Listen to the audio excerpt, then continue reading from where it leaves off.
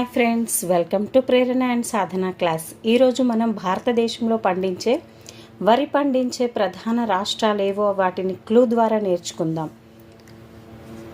వరి పంటపై పంజా విసిరిన హరి ఉత్త బీర్ త్రాగి పక్క బెంగాతో చెత్తగా ఓడి తెల్లంగి వేసుకొని ఆంధ్రప్రదేశ్లో కటకట పెడుతూ తమ్మునితో వెళ్ళాడు.